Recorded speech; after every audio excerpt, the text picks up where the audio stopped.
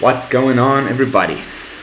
Welcome back to another late night in the BrewLab with me, Lone Fox, your brew master in chief. And tonight in the BrewLab we're looking at some fantastic vampires. I think pretty much every single possible pun when it comes to vampire decks has already been done into the ground at this point, but I thought I'd have a bit of fun with it as well. So Fangtastic vampires, just making some last little adjustments there as we speak. Honestly, if I have to be perfectly honest, this deck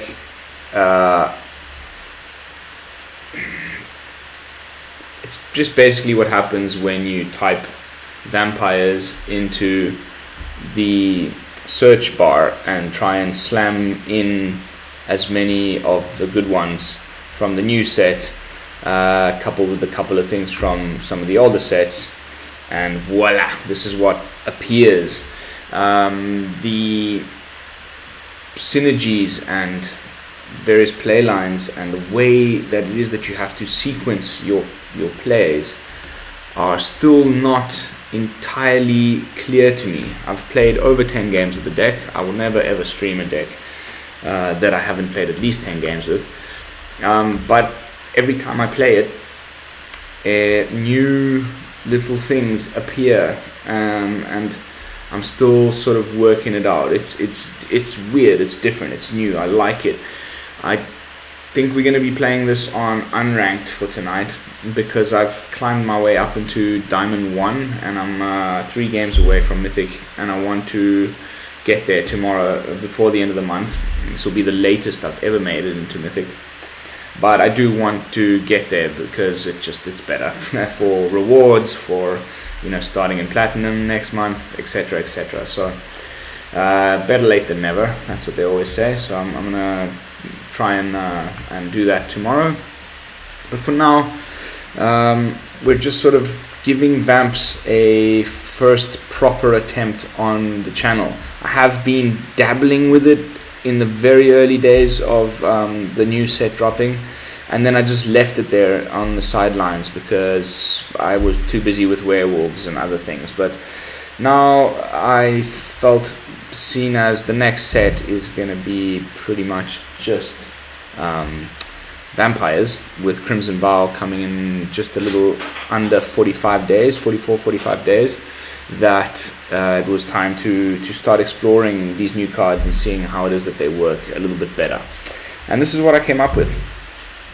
So I'm going to do the usual and run through the deck left to right, and then we're going to sort of discuss how it is that some of these things work and how it is that you're supposed to sequence your plays, because it's not just your typical sort of thing, and you'll see what I mean in a second when I start explaining it to you. And then we'll jump into some gameplays, of course, and if it starts to feel good and I start to play the deck better, 10 games is enough to stream a deck and talk about it with confidence, but it's definitely not enough to really pilot a deck at 100%. But if I start to feel confident, we'll jump onto the rank ladder and see what it can do. But yeah, that's enough blabbing. Let's jump into the deck text. So we're starting off with Bloodchief's Thirst, 2 copies. We've talked about this card so many times on the channel, I don't feel I need to explain it again. It's probably the best sorcery speed with black removal spell that they printed in many years. I love this card. Only 2 copies because we needed space for other things, but we might bump that up to 3. This is another thing, like throughout today's games, I think I'm going to be constantly adapting and adjusting and seeing what works and taking out cards and putting in cards. It's sort of like a live vampire brewing session. And then once I arrive at a version that I feel good about, I'm going to make sure that that's the one that is in the description of the video down below, and the one that is uploaded onto either hub for you guys to copy, use, and enjoy. Next up, Falkenrath Pit Fighter. A 1-mana vampire warrior, rare, that has activated ability that says pay 1 colorless and a red, discard a card, sacrifice a vampire, draw 2 cards. So this is one of our card draw engines. It's good to have a nice 1-drop that is decently statted, that is okay in the early game for getting in some initial points of damage and for, you know, blocking if necessary. But then in the late game, most of the time you can sacrifice it, because you can sacrifice a vampire. It's more often than not the pit fighter herself, looks like a she, rather than one of your other vampires. And when you do, you get to draw 2 cards. But you can only activate this ability if an opponent lost life this turn. And you will see that that is a theme in at least Midnight Hunt. I wonder if they're going to carry that on over into Crimson Vow in November. But a lot of these vampires' abilities trigger only if an opponent has lost life this turn. But that's okay. We've got ways of doing that, and I'll show you how in a second. But next up, we've got 3 copies of Nullpriest of Oblivion, which is actually an older vampire cleric from Zendikar Rising with kicker. So you can kick it for 6, which is quite a bit. But when you do, it comes into the battlefield and you can return target creature card from your graveyard to the battlefield. So I did want to have some ways of fetching back from the graveyard some of our more important vampires. This is one way. Haunting Voyage is the other way. It is a tribal deck, so everything's a vampire, and so if we ever do top deck our singular copy of Haunting Voyage at some point in the game, just foretell it, leave it there, so it cannot be interacted with. Your opponent cannot discard it out of your hand, whatever, duress it away. And then when the timing is right, and say you're facing a heavy control matchup, most of your vampires have ended up in the graveyard or any sort of mill strategy or whatever, then you just cast Haunting Voyage, bring them all back to the battlefield in a single go. It's pretty game ending, and you know, you've all seen it and had it happen to you with I think where it's gnarliest right now, this card is with Angels and Clerics. It's like you just bring all of that stuff back from the graveyard and there's no way you're going to get around that again. So it can be potentially game ending. But those are the 2 ways that we have of bringing things back from the graveyard. I'm now looking at it thinking I might just be able to do something like this, boop, and just put in 1 Agadeem's. Just sneaky one of, in case it might happen, because we do have vampires at spot 1, spot 2, spot 3, spot 4 on the curve. So if we cast a Agadeem's Awakening for 7, we can bring back one of each of those, and that's pretty nice as well. So there we go, last little adjustment on the fly, 1 copy Agadeem's Awakening in place of 1 of the lands. And it is an MDFC, so if you're struggling with land, just cast it on the backside. Next up, we've got the Bloodthirsty Adversary, and I'm only running 2 copies because I don't know. I might do this and that, go 3 and 3, might leave it at 2. I feel like this card belongs better in a sort of burn deck or a more spells oriented deck. We do have some spells, but it's really still mostly creatures. We're running 23 creatures, 16 non-creatures, 22.6 mana average. So I've left it at 2. I do have a full playset. We might increase that if we find that it's good.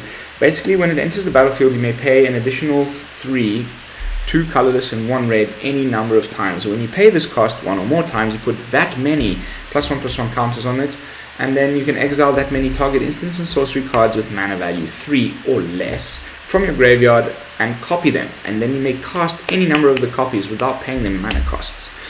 So we don't want too many instants and sorceries that cost more than 3 in the deck, because if we ever do get this off for 6, 7, 8, and we get to cast 2 instants and sorceries from the graveyard for free, pretty sweet. So we do have some of those. There's Bloodchief's Thirst. The next card I'm going to talk about is one of them called Hungry for More. We've also got Poison the Cup, Neonate's Rush. Those are the the interaction we're running in the deck, except for Haunting Voyage and Crippling Fear, but those are too high mana cost to be able to fetch back from the graveyard with Bloodthirsty Adversary. Next up we have Hungry for More, which is first but not last little bit of life gain in the deck. It's a sorcery that creates a 3/1 black and red vampire creature token with trample, lifelink, and haste.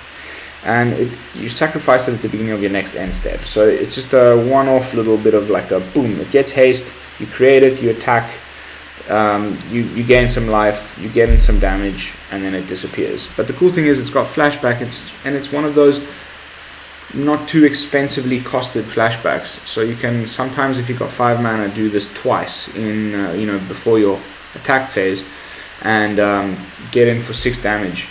That can be pretty game ending, and also of course gaining 6 life is really, really handy.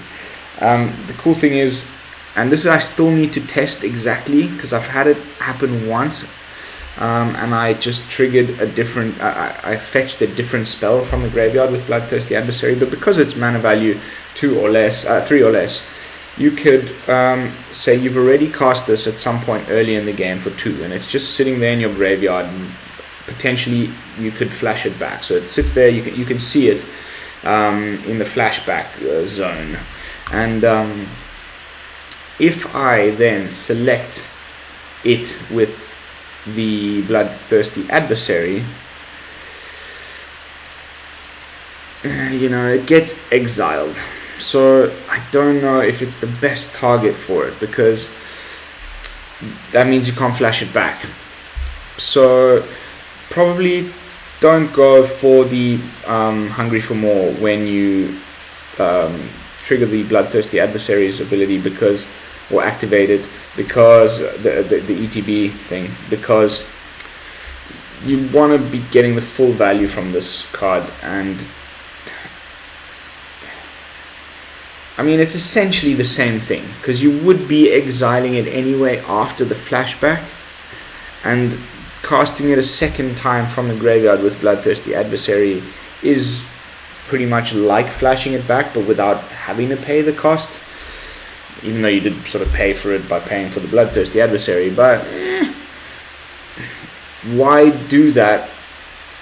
Because the cost is more. You're paying 3 with the Bloodthirsty Adversary to do it, which is more than it would cost if it was in your hand, of course, and it's the same amount as it would cost when you're flashing it back. So rather get the Bloodchief's Thirst, or your Poison the Cups, or your Neonate's Rush with the Bloodthirsty Adversary. Leave the Hungry for More in flashback and cast it for flashback, because it gets exiled anyway. Next up, we've got full playset of the Vampire Socialite. Now this is a weird one, okay? This is another one of those cards that says, as long as an opponent lost life this turn, each other vampire you control enters the battlefield with an additional +1/+1 counter.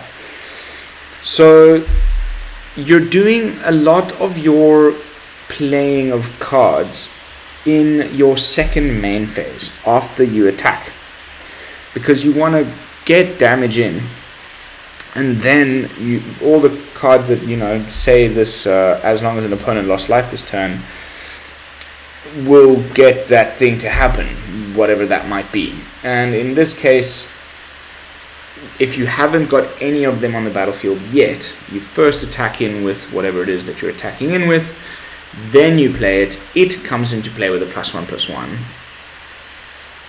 Okay? Then the following turns, once it's on the field, you attack first, then play, so then your opponent lose lives this turn, then you play more vampires on top of it. As long as an opponent lost life this turn, each other vampire you control enters the battlefield with an additional +1/+1 counter. So pretty cool. And we've got one way in the deck to do that in the pre-combat main phase.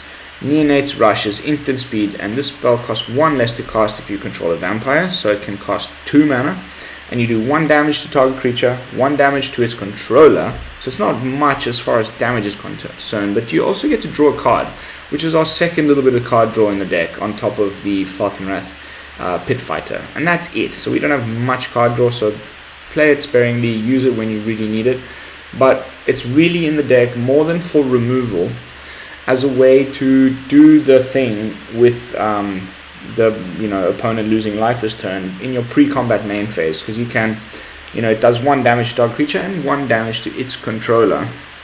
You get to draw a card, then you play your Vampire Socialite, and then you play something else on top of it. Your opponent's already lost life this turn, so they all come into play with +1/+1 counters in your pre-combat main phase, which is pretty cool, which is why I'm running the card, even though it looks a little lackluster. But the fact that they stapled a draw a card onto it at the end sort of makes up for the fact that it's only 1 damage.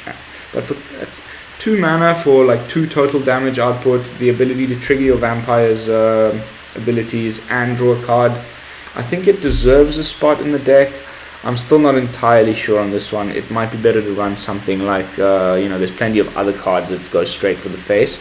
Even something as like Igneous Inspiration that will give us access to a lesson board, which you do not have in this brew. Might be a better option, even though it's sorcery speed, even though it's a little bit more clunky. It does do 3 damage to face, and we get to learn, and we still get to trigger all of our opponent's stuff. It will cost a little bit more than Neonate's Rush. If you've got a vampire in play, it costs 1 less, but I'm thinking of alternatives. There's also Roiling Thunder or whatever it's called, the other one. Damage. What's it called? Here. Royal Eruption that can go to face. There is the new Cathartic Pyre. No, sorry, Cathartic Pyre does not go to any target. It can only go to. You can do Shock. There's also Play with Fire, which costs less. I was initially playing with Play with Fire instead of Neonate's Rush to do the trigger vampire things before combat, but we ended up with Neonate's Rush for tonight. Let's play some games out and see how it performs. Next up, Nighthawk Scavenger. What a card. Finally coming back. Like, it was played a little bit in some of the Death Touch decks with Finn as a flying Death Toucher with lifelink.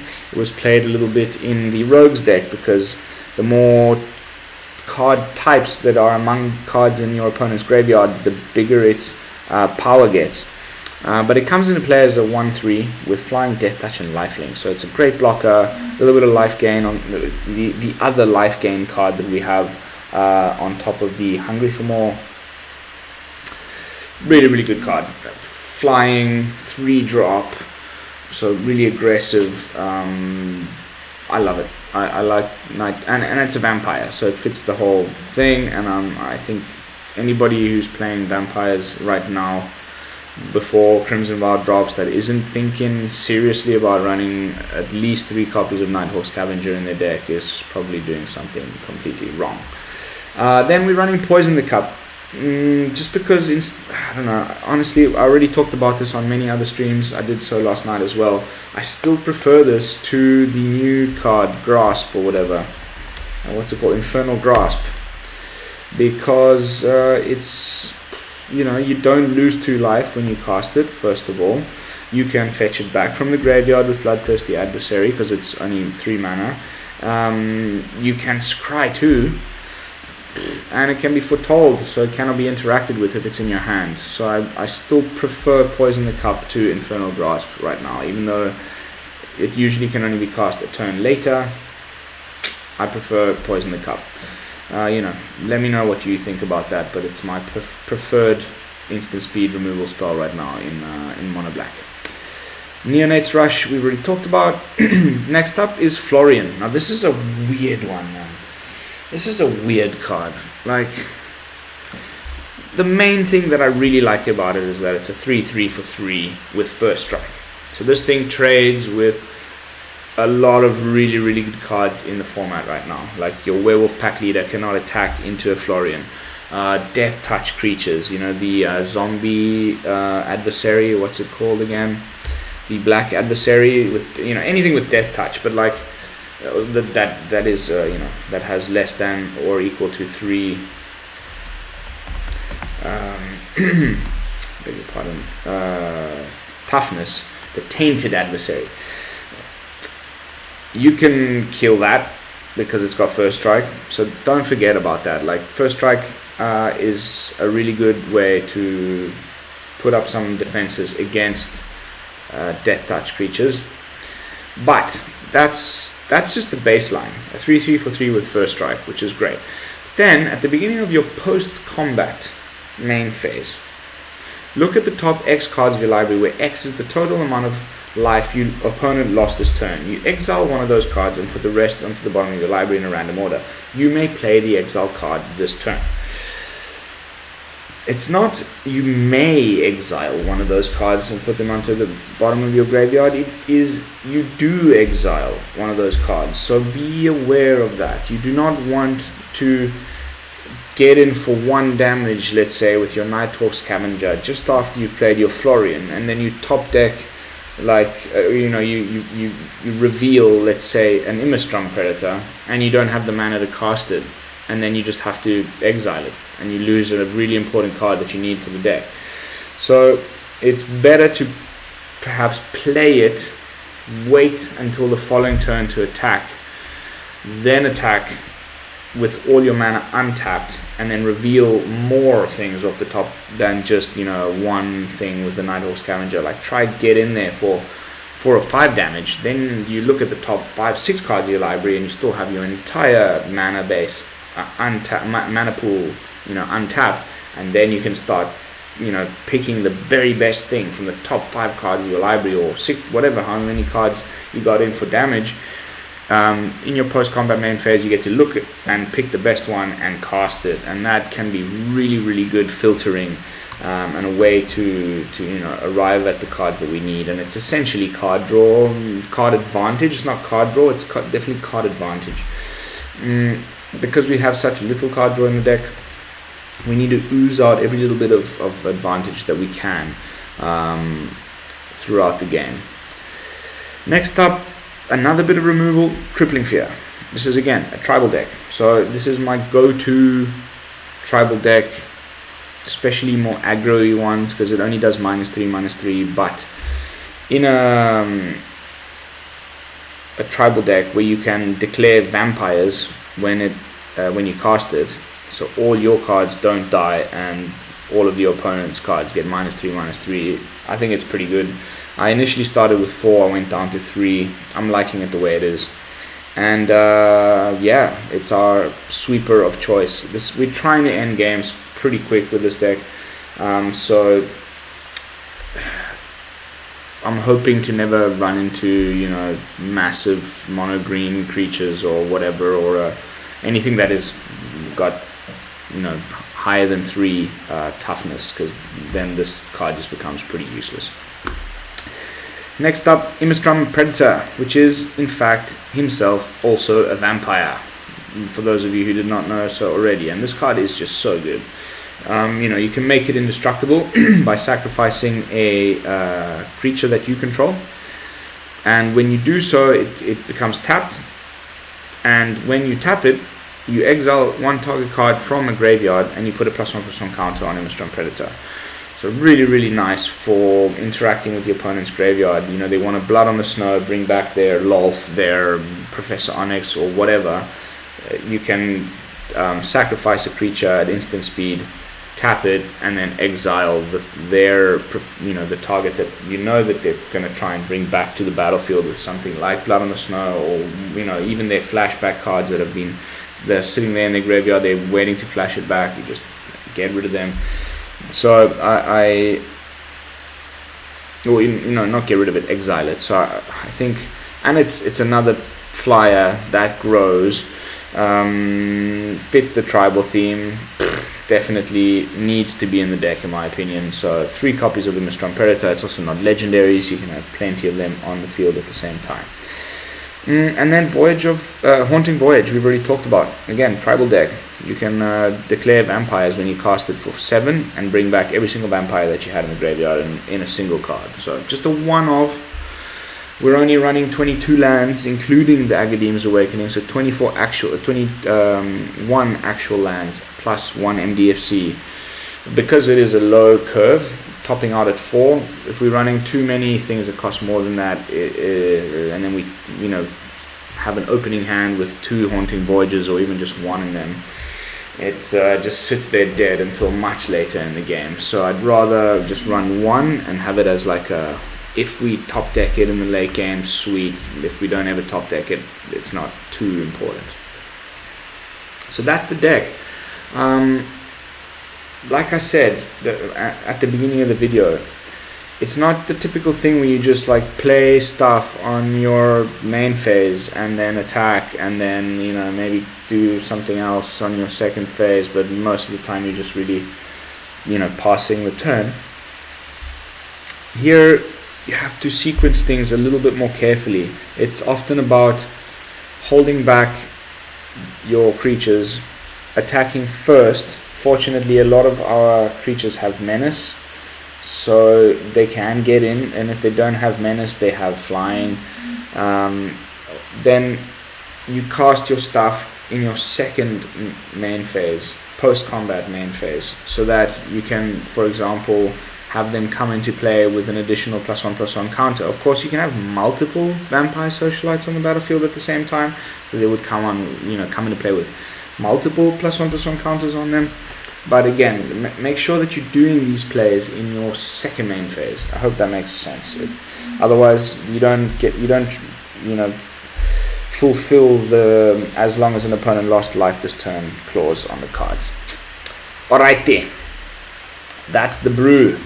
Let's start brewing. Let's start playing. Let's start fiddling. Let's see where it'll take us. The mana base is pretty simple. Just 5 of each basic, 1 of each creature lands for the colors that we're playing, 3 pathways, 4 haunted ridges, the new land that comes into play untapped if you control 2 or more other lands, 2 fields of ruins because Faceless Haven, because Facebook combo, because other creature lands, at least 2 in every deck that I'm building these days. And then we've already talked about Agadeem's Awakening as an MDFC that can return cards from the graveyard to the battlefield.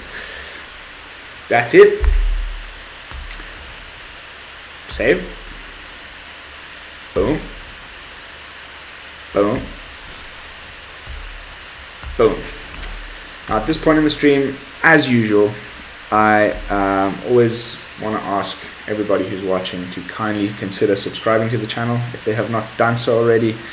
I'm rapidly approaching the 200 subscriber mark, at which point I will be triggering a giveaway.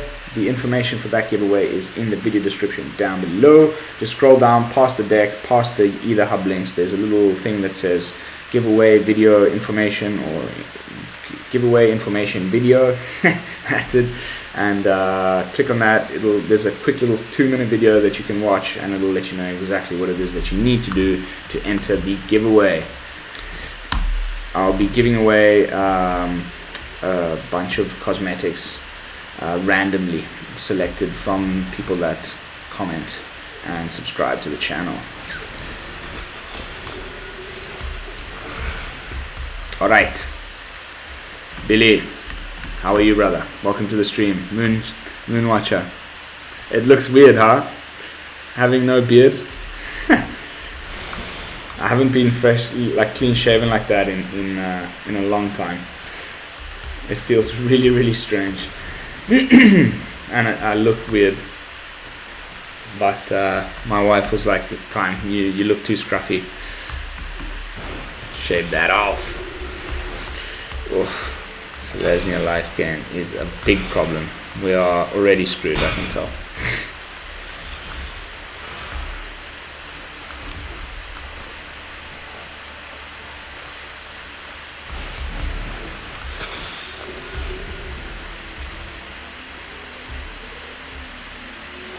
We are screwed.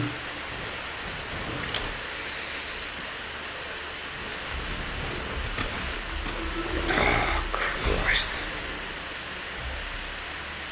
See, now, Crippling Fear is just pretty much useless at this point.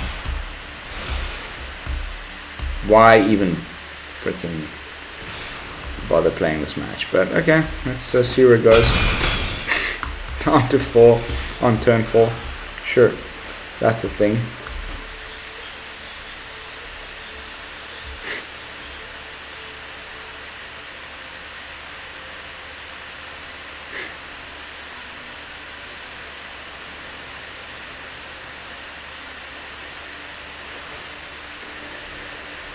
That's the thing. We're screwed already. Good game. Bye-bye. So broken. Righteous Valkyrie is a really, really, really good card.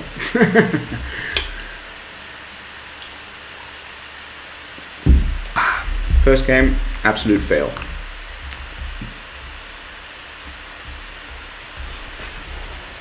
I'm so looking forward to the World Champs. I really can't wait to see what the pros bring to the table. Having access to these new cards, it's going to be so sick to watch. My wife is even going away out of town for those days. I'm just going to be sipping beer and watching Twitch and enjoying myself during the whole of the World Champs. And we'll get to see like the best players in the game bringing us some serious decks, I hope. Dirk Masterson, what you got? It's a little mouse sleeves.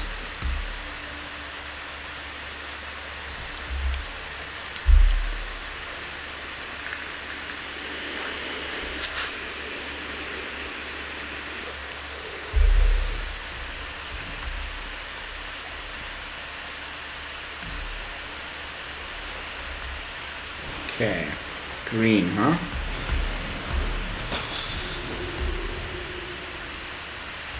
Really want another land, man.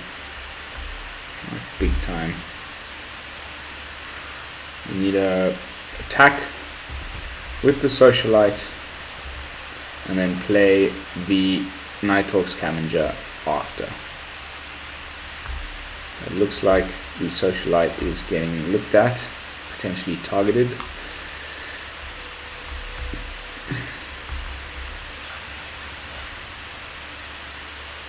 Mr. Masterson.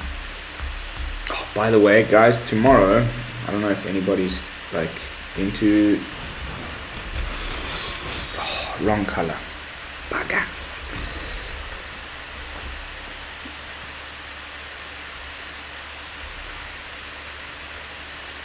In which case, I'm gonna go for the boom.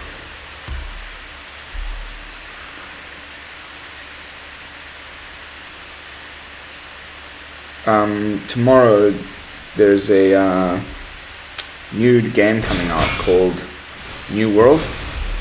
It looks freaking epic. I'm busy downloading it as we speak. Amazon's, can you imagine, Jeff Bezos is so loaded. He's even got like ooh, Dragon's Fire, off you go. He's even got a freaking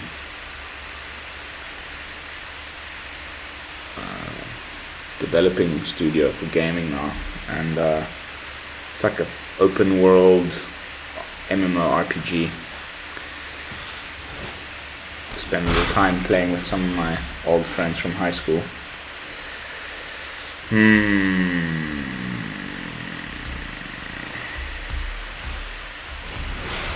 Okay.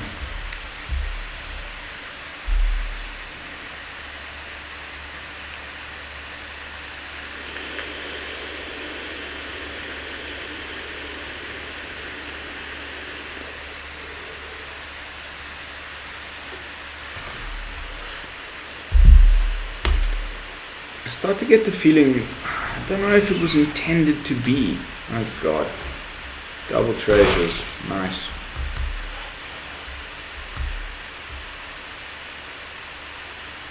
If it was intended to be an aggro deck, or if there's more of a... Okay, finally.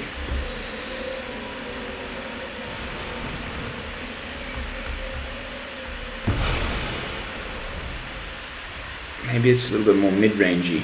And we can play stuff like the Westgate Regent and play more lands.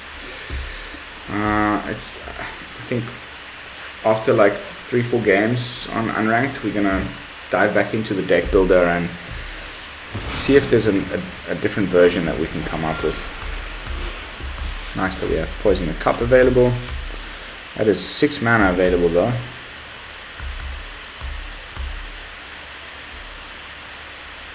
What you got? What you got? Boom.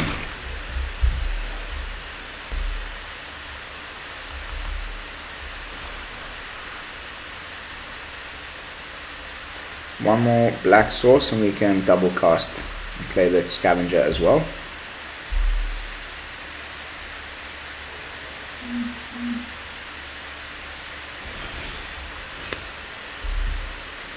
Not quite.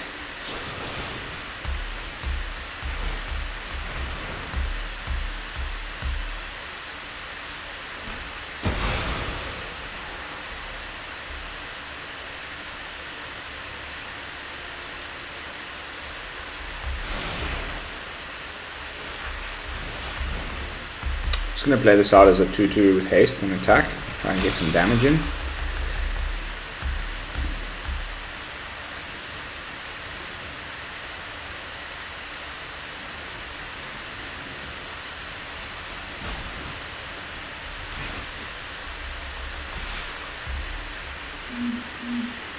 The opponent has access to quite a bit of mana though, which is a bit scary. Could be a Crackle with Fire deck.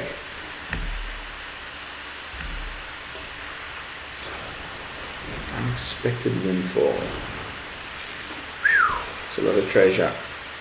I have a bad feeling it's a Crackle with Power deck. You can probably already dome us.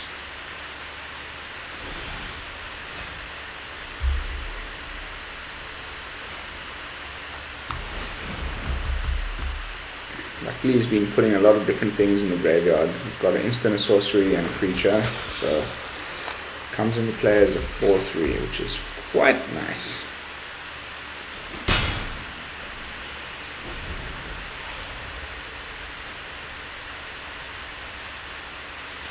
Very high probability that he's got another. Okay, maybe not. He's really gearing up for that Crackle, I bet you. We need to gain some life with the Nighthawk.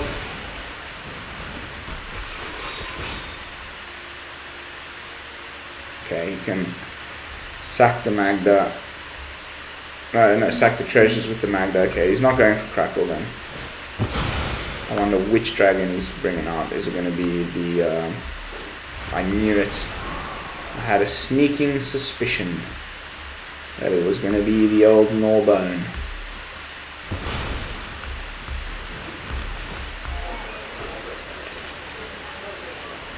Not a single new card yet from the opponent.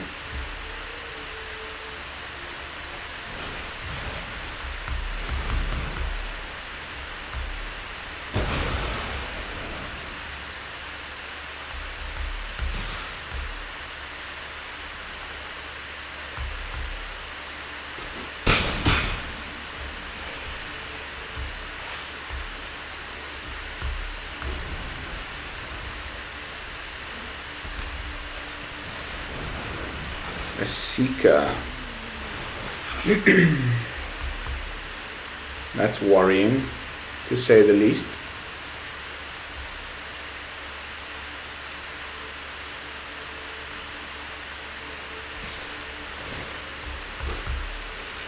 We have no decent way of removing artifacts in this deck at all. So, okay, this is going to be one of those where we need to attack first.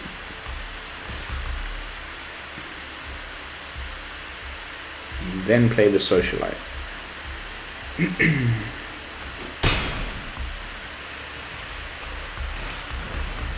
Back up to 21.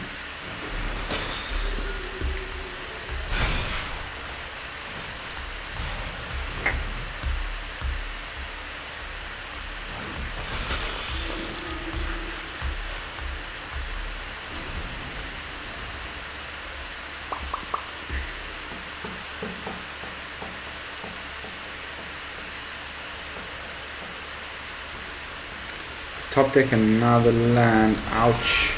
Gold span. Well, I mean, it's fine. He can't attack with it, or he dies. So, Screw him. He's a crew.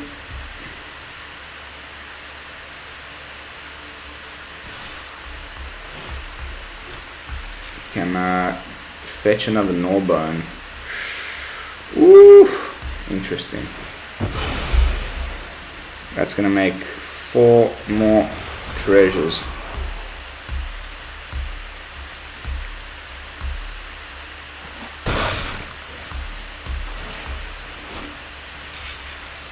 Is that a cracker with power? That's the question.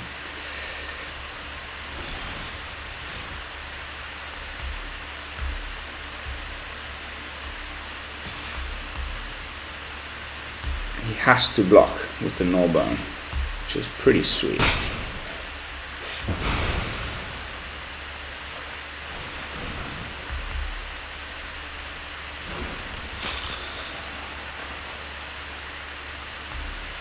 Okay.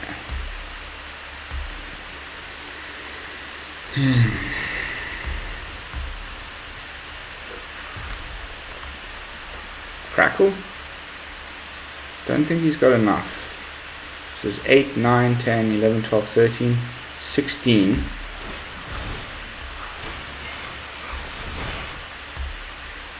Fetch another dragon.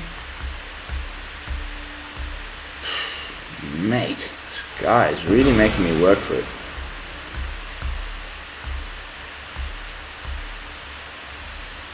It's the second Nullbone we've gotten out of the way. Does he have a third one? No.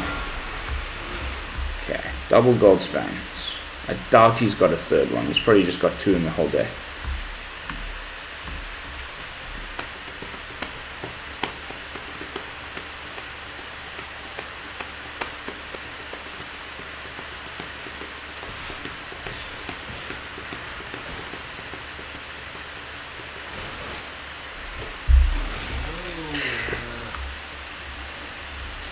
What to do?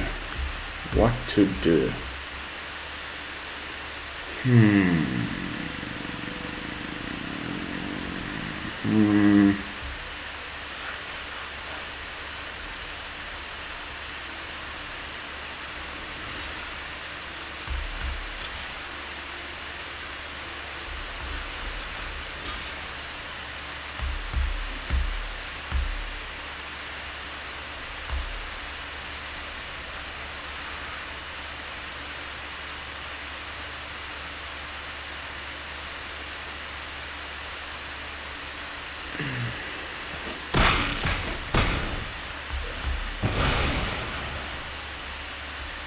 Not that nice.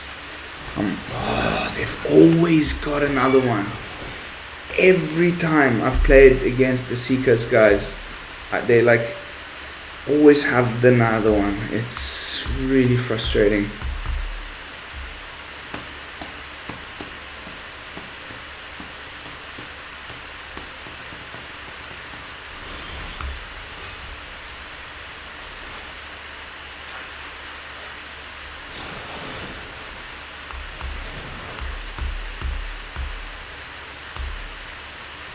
Our opponent.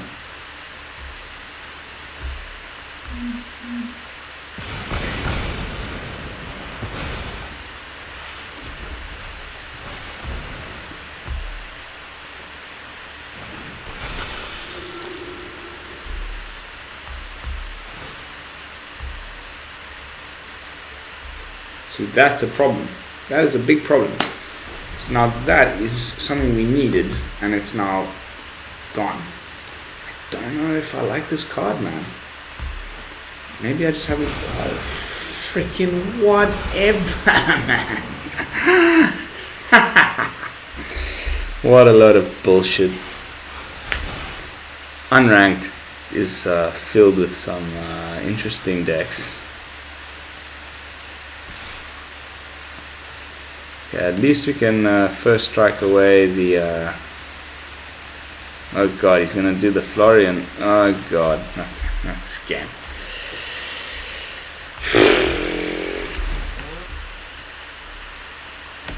Getting our asses handed to us.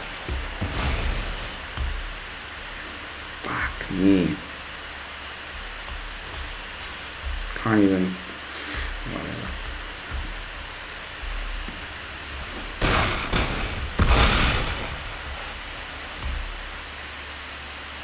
Tarask, of all things.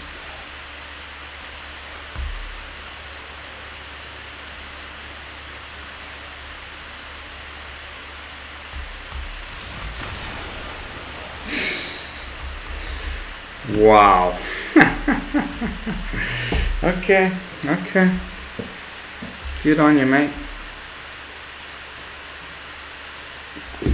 Good on ya. Okay, so what's wrong with the deck? What can we do?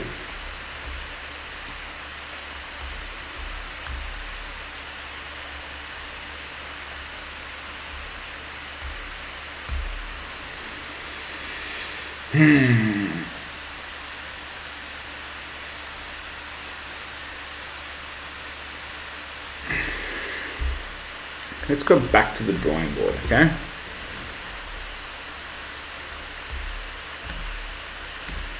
If you guys have any suggestions in the comments or in chat, let me know, because I'm struggling here.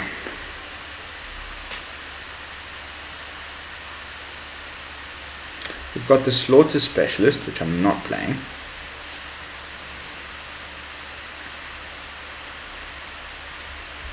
We could go a lot more sort of aggressive. Another build that I was fiddling with has us trying to do a little bit of a party thing and get Zagras in play. The payoff isn't that great. I mean, other than giving everything Death Touch, which is pretty cool, but like it's a 4/4. You can cast it for a bit less. The reason why I'm saying that is because we finally have some vampire warriors in the form of the Falkenrath and the Pit Fighter. Falkenrath Pit Fighter and the Stinger. And we've got vampire clerics and we've got vampire rogues. We don't have any vampire wizards, but that's okay. There's also, you know, Drana. There's the Westgate region.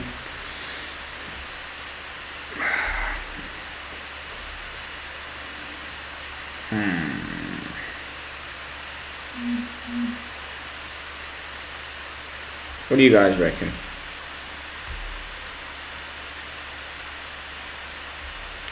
Mana ramp, huh? Billy, some mana ramp in these colors. Treasures.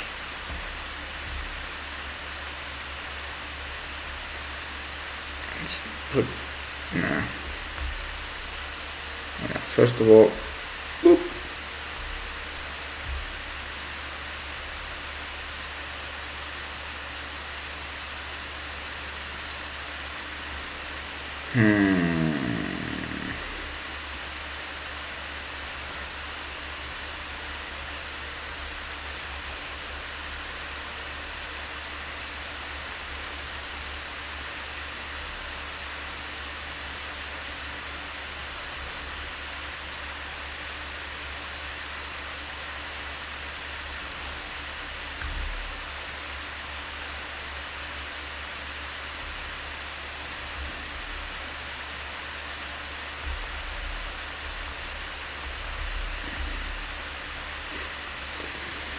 You know what I mean? Like, the deck just gets filled out really quickly, and then we have no removal and there's only 4 cards left to play. So like, what do you start trimming? Now we don't even have like any removal, any card draw, anything. It's just vampires. Like, what do you get rid of? And why? You know,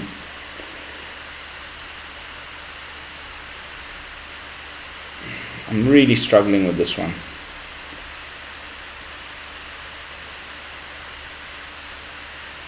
You know, if you've got no instants and sorceries with mana value 3 or less to bring back from your graveyard with the adversary, then what's the point of even running it, really?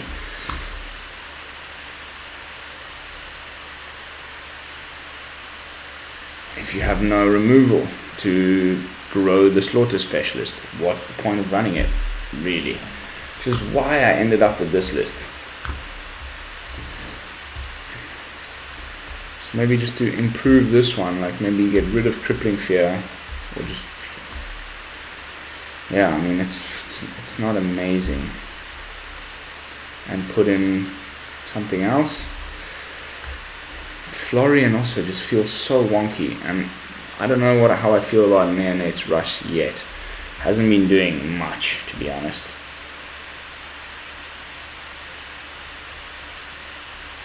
Very confused.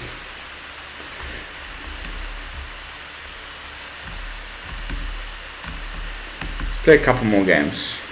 See if I can unlock something in my mind there, because I'm still just a little bit uncertain about this one.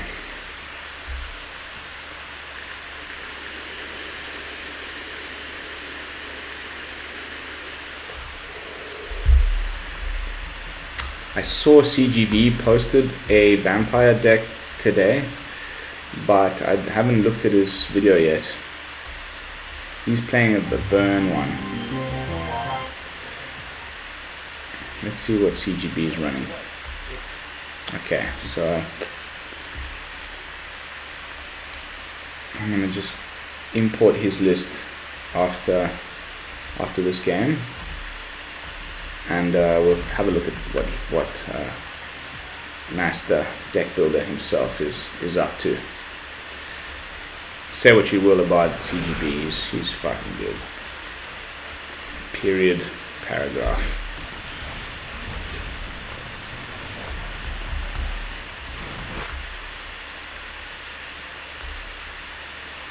Okay, so he went for the Ignis Inspiration. Falkenrath Pit Fighter, Shock, Play with Fire, Bloodthirsty Adversary, Royal Eruption. So just full burn, hungry for more. He's got 4 copies of. And then Florian. That's it. So he's only got Falkenrath, Bloodthirsty Adversary, Socialite, Florian. 4, 8, 12, 16. That's it.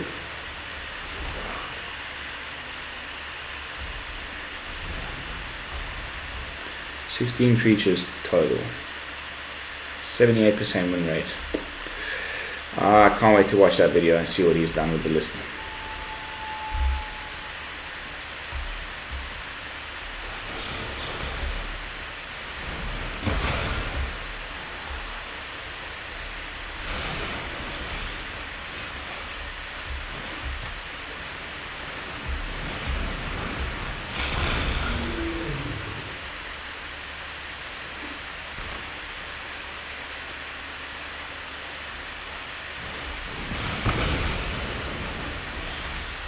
One day I'll learn my lesson and stop playing that card.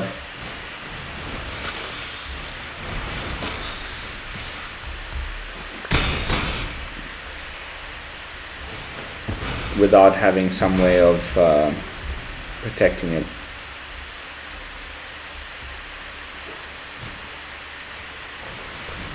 Ireland.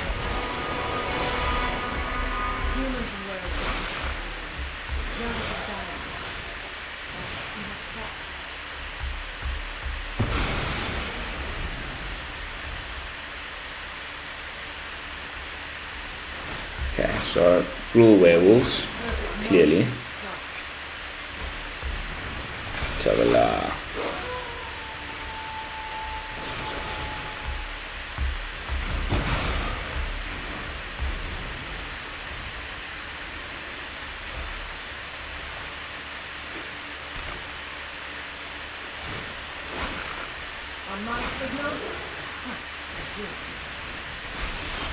Okay.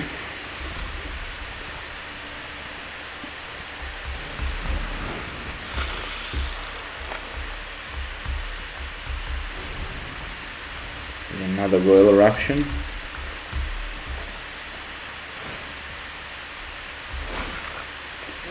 Tovalar's Huntmaster.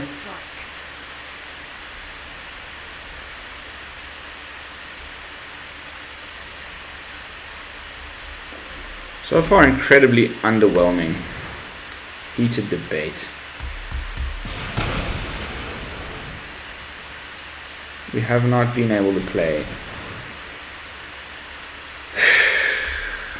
I'm getting so sick of this card already.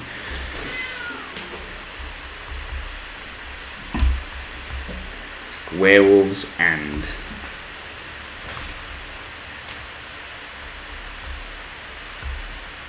I think we just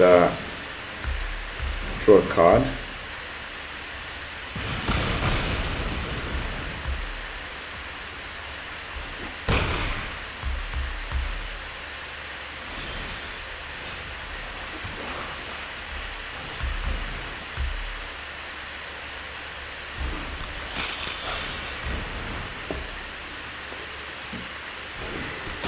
Doesn't feel that good and synergistic right now. There's no way I'm going to take this on in ranked. Like, it's just not that good. Maybe I just play like shit, but I don't think that's the problem.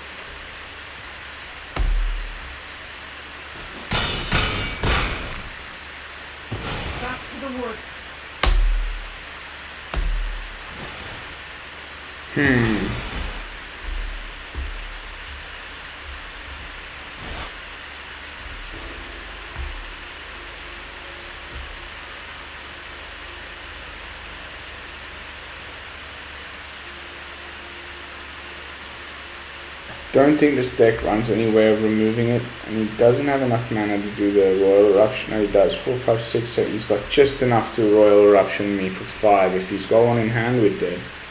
If he doesn't, we win.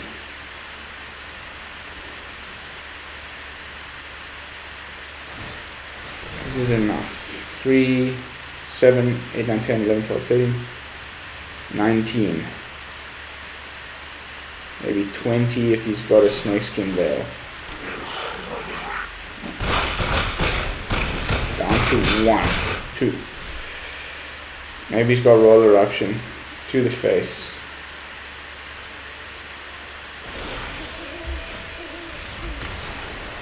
Woo! A win at last. The deck's sitting on like 40% in red. It's really not feeling that great. I don't know what to do about this, guys. Like, some of the other content creators put up clickbaity titles like 100% win rate, vampires, blah, blah, blah, blah. I'm just like, okay.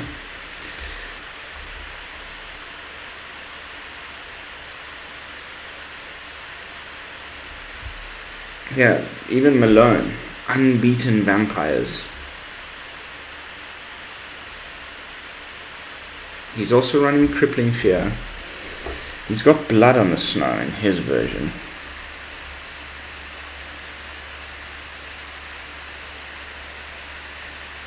How did he win so many games with this? I don't understand. Crippling Fear, Frostbite, Blood on the Snow. He's only got 4 Frostbites as the only early game removal. I honestly have no idea how he was unbeaten with this deck. It just looks like rubbish to me. I mean, like is it just luck? Probably. Not to say he's any bad. He's a good player. Absolutely, I love Malone, but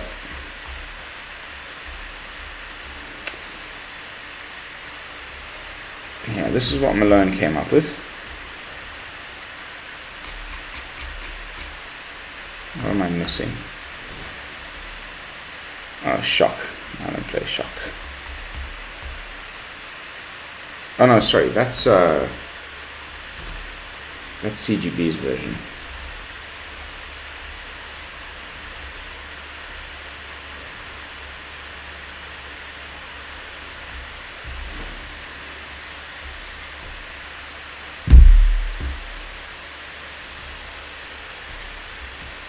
No card draw, except for Lolth. Playing Lolth in the Vampire deck. Just look at his mana base.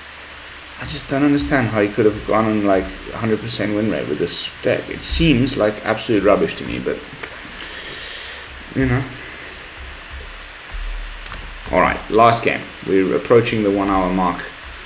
I want to get one more win in, and then we're going to call it a night. Yeah, I think maybe they edit their videos. Necrosynthesis. Is that the one that says, correct me if I'm wrong, Billy, it says whenever an opponent's creature dies, you put a +1/+1 counter on it, and it's an aura? Am I right about that?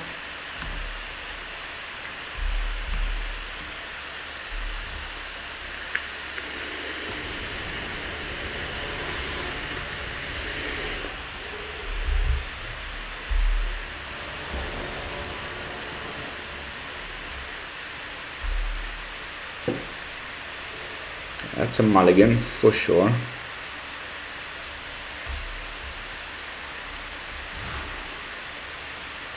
Much better.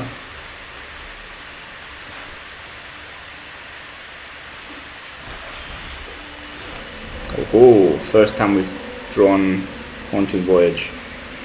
Can just foretell that next turn. Okay, no. We play the Socialite. Oh yes we do. Probably a poison the cup, but we'll just have to live with that. At least it's gone. That's what I thought. Sort of 2 for 2, 1 for 1. Trade.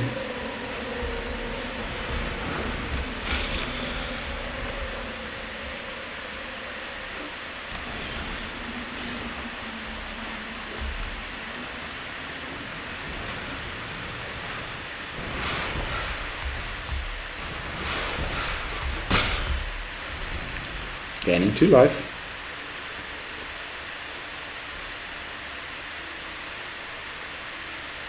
Dimir. Is it just Dimir control, or is he playing zombies? Okay. Definitely some counter magic happening.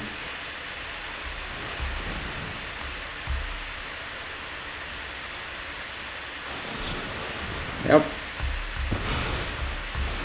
We get to play it again.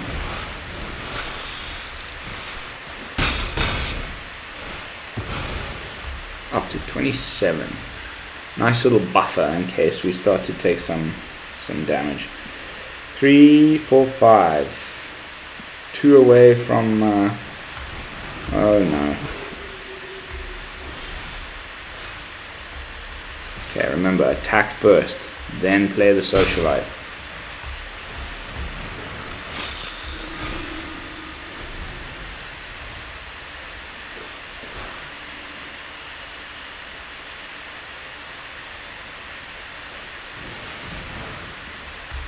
Nice.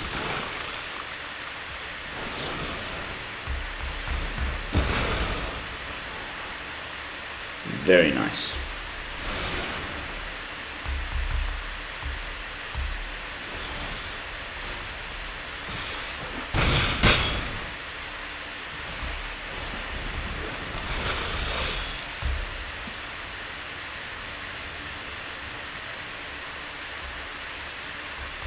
So Dimir control, maybe Tergrid, a little bit of discard there with a Disciple.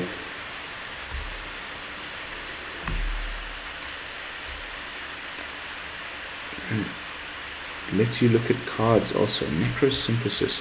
I need to look into that, Billy, right after this game.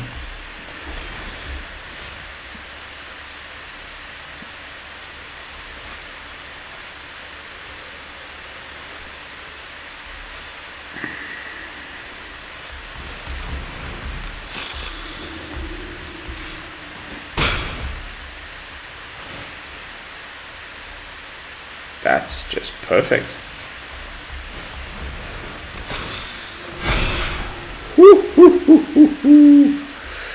That's just perfect. This is the main card in the deck, I think. Like, we need to, I think, focus a little more. Oh, there goes the Flayer. I mean, okay, we still got him, I think, because of the Menace.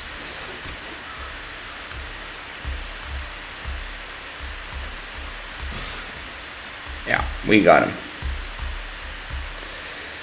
2 menaces is too much, and you've got only 1 point of life gain that you can gain, so sorry buddy, we got ya. Mr. Dimir Control. Mind Flayers is a nonsense card.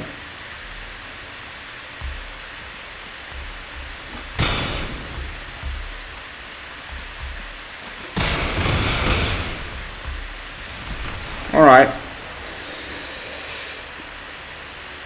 2 wins, 3 losses. Let me go look at this necrosynthesis we're talking about.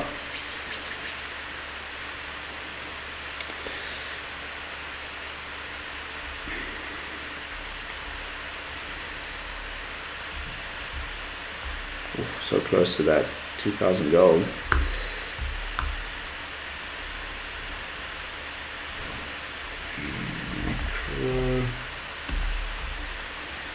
Yeah, so whenever another creature dies, you put it on, but then when it dies, you look at the top cards of your library and then X is the power. Cool, but the creature has to die. It is a cool card. I just don't know if it would fit in this deck particularly, but that is a really cool card. I like that. I actually prefer this to the other one, which is the new equipment in black. Gristlebrand has a similar thing. When a equipped creature dies, the other one says when enchanted creature dies, you may pay X life, blah, blah, blah, blah. This one draws you card. That one similar, but this, you know, you have to cast it for 3, equip it the next turn for another 3. It's too slow. That's why I prefer the Necro Synthesis to that one. Alright, last game. Let's end with a bang.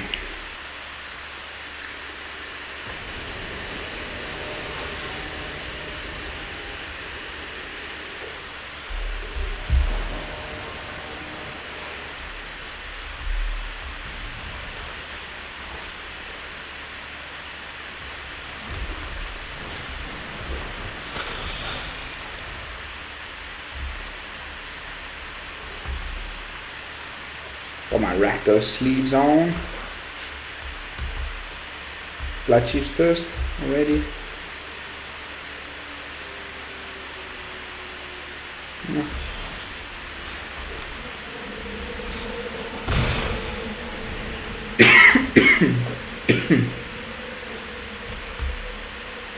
Okay, Orzhov. I love the art on this land with the pumpkin patch. Super sweet.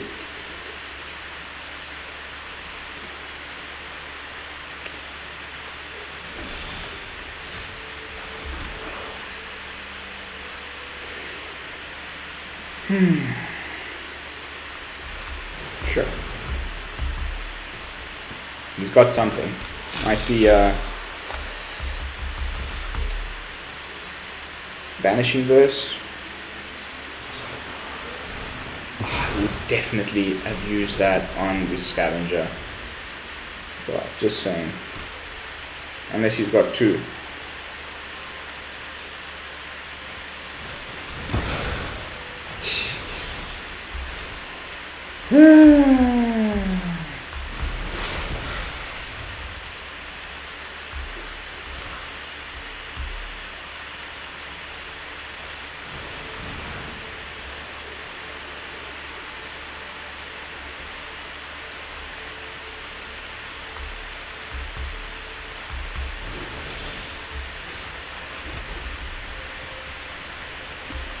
Don't play your Predator without something to protect it.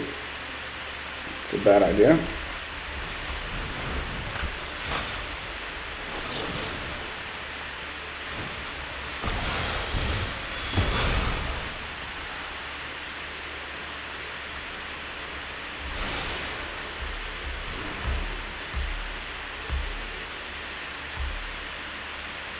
Although, if his main removal spell is Vanishing Burst does not hit Imistrum Predator, which just makes it so good in my opinion.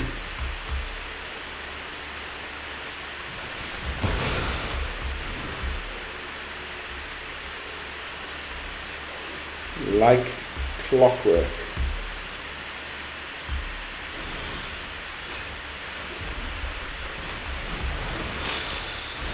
Double hungry for more. 6 lifelink. Oh! Not bad. Such a good card. I love that card.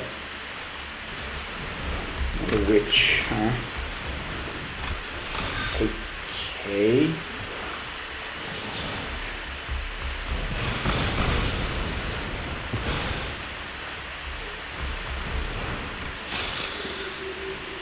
Nice. Just the land. The way things have been looking from the opponent, there's probably some more removal coming our way as we finally reach the end. Okay. Wow, this is a weird list. I like weird lists.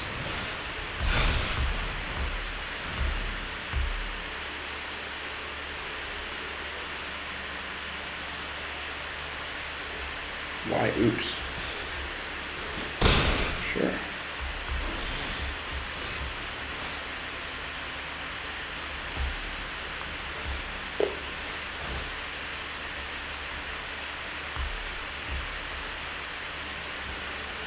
Actually, wait, first let's attack. See if he blocks.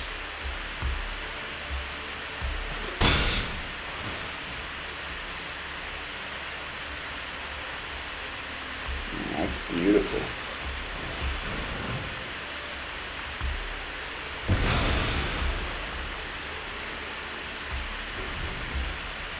Very nice.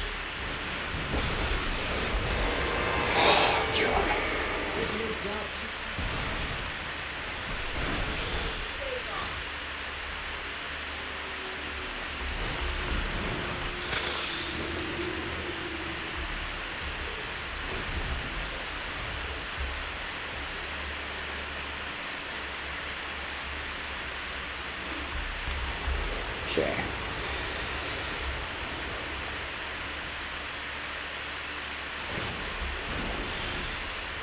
Woohoo! We can do it for 4 now.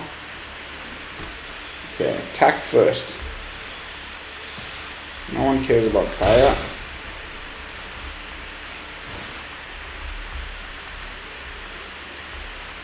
So now we get 2 creatures.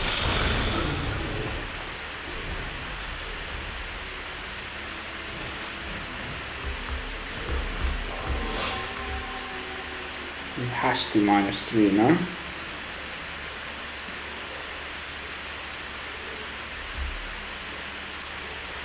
He's gonna maybe try +1. Dude, you should have +1 first. Then you would have got it back to your hand. So silly.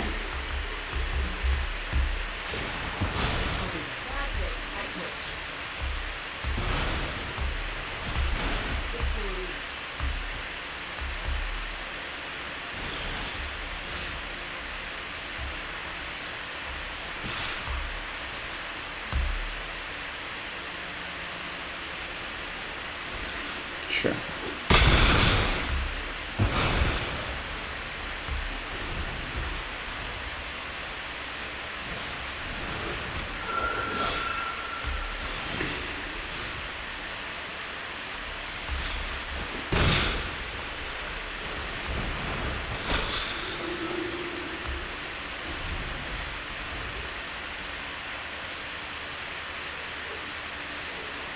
Why didn't I get the trigger?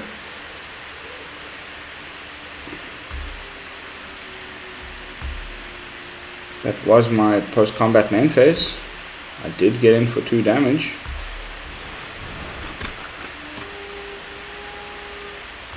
That is very, very, very bad. But we do have Crippling Fear, and that is going to seal the deal.